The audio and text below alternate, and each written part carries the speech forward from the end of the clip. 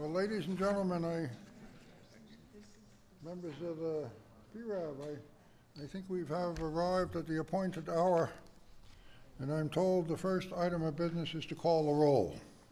I am here. Anna Berger. Here. Bill Donaldson. Here. Roger Ferguson. Here. Mark Galogli. Here. Monica Lozano. Here. Got a Penny Pritzker. Here. Thank goodness you're here. David Swenson. Here. Rich Trumka is not here at the moment, I guess. Laura Tyson is here.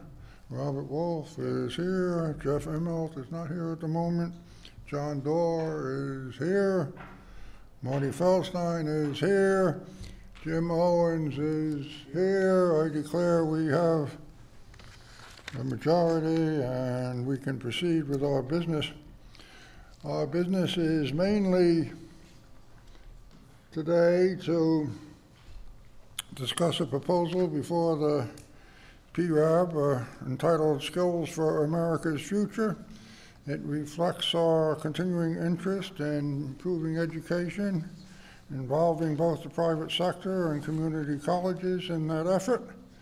And I want to turn the meeting over to Penny Pritzker, who has been leading this effort.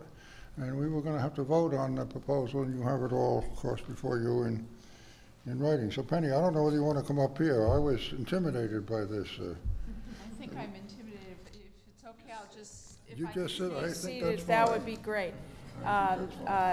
Thank you all for considering the proposal. We worked on, Anna Berger and I and a number of you worked on a program called Skills for America's Future. And you've read probably, hopefully you've read the memo and the information. The goal is to have an interagency task force as well as a non-for-profit activity. The not-profit will be housed at the Aspen Institute. That allows the activity to have staff. And so we've hired if we approve this, we'll hire an executive director. We've identified an executive director. And the goal for Skills for America's Future, its initial goals, and as I have told Austin, this is really getting to the starting gate. We're really at the beginning. We have 5 companies that have made new commitments to expand their efforts working with community colleges, and the GAP is actually taking training that they have and bringing it to 7 new community colleges. We're joined actually by both the CEO of the GAP, Glenn Murphy, and the CEO of McDonald's. These are Jim Skinner, both of whom are 2 of the first 5 companies that have committed to Skills for America's Future.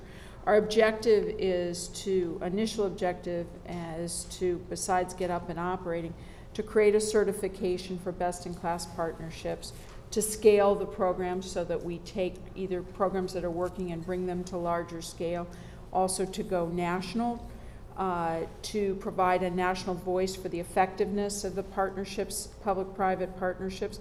And one of the things I want to underscore is we're working with the private sector, with labor, with the government, and with the community colleges. So this is a real collaborative effort that's going on. The Interagency Task Force has a set of directives that the President is put together in a memo to create the task force, including aligning workforce programs funding at the Department of Labor and Department of Ed with market demands, including identifying stackable credentials in high demand industries. And another objective of the Interagency Task Force is increasing the use of technology to improve training. Our goal also is to ensure that every state has at least one high-impact partnership. And this all falls under the efforts of the American Graduation Initiative to get 5 million more college degrees and certificates by 2020. But really this is meant to align skills obtainment with jobs that either exist or are going to exist.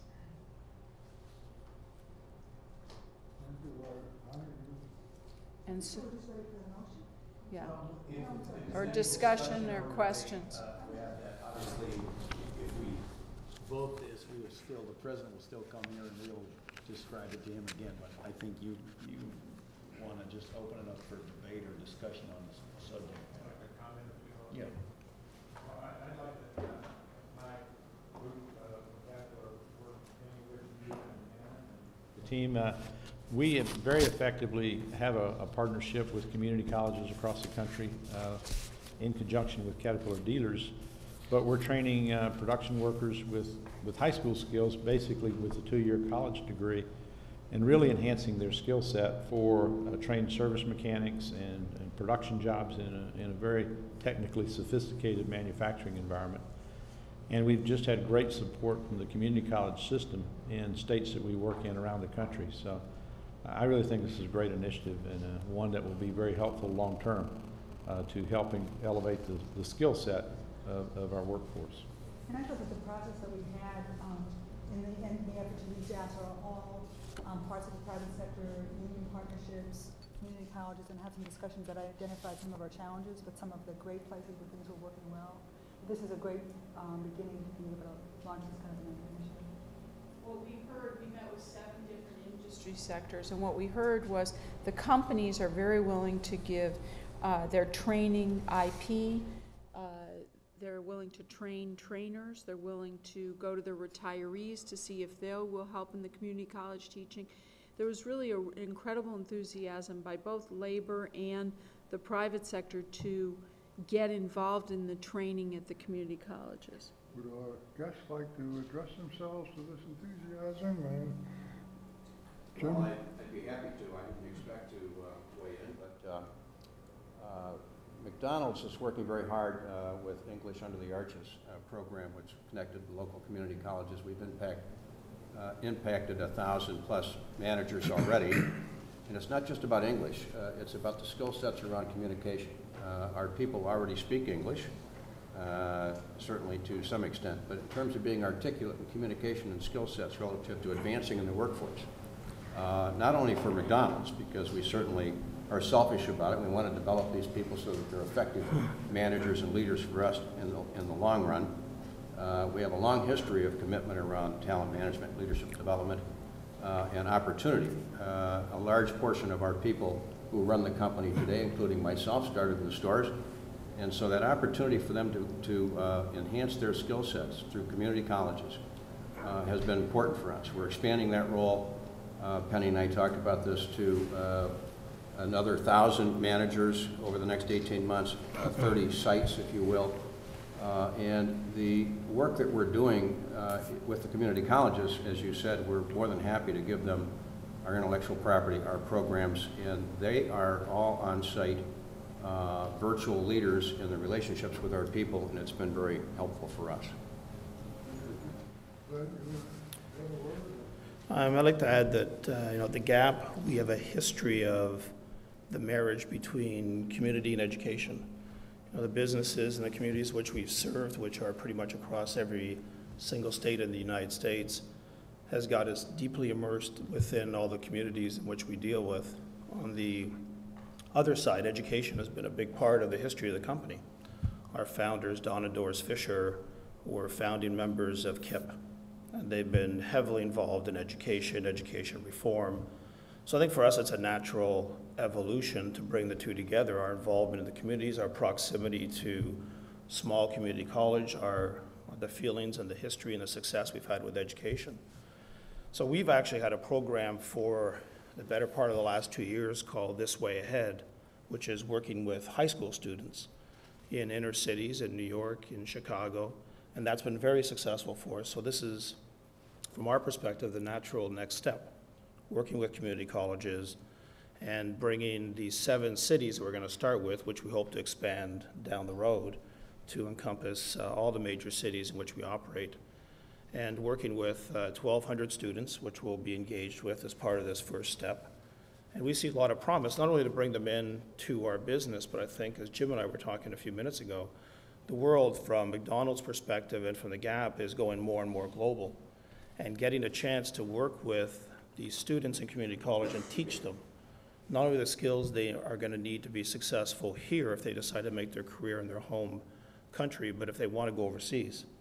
Having just come back from Shanghai, where we just opened our office with 60 people, of which 30 were Americans who we worked with and were able to transplant, whether it's on part-time visas that they can use, or whether they decide to stay long-term and work in our new China operation. I think the overall development of community leaders of the future is important to our business and to McDonald's.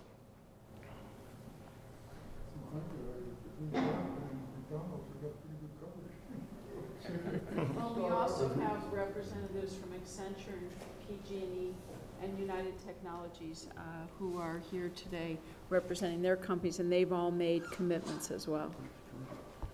Robert, did you, any other member have any comment on the program? Great idea, Penny. Did you think about what the bridge is, if any, between two-year colleges and the four-year colleges, local, state colleges, et cetera? Did that come up at all? Roger, what I would say to you is that what we did was we decided to start with the community colleges as a beginning. One could imagine bridging to technical high schools, and you could imagine bridging to four-year colleges. You could imagine other players, for-profit institutions getting involved. We're just at the beginning of trying to figure out how do we make these partnerships, how does we make skills acquisition more effective for the employer as well as the employee. Just a question of fact, this goal of an additional 5 million community college degrees, what's the current number that, before this addition, what would the number be? No, the goal was created by the president earlier in the administration more generally. So this is a part of that, but I don't know, Austin, maybe you know the number of community college. What's the base? You know who will know? Melody Barnes, when she arrives, she'll know.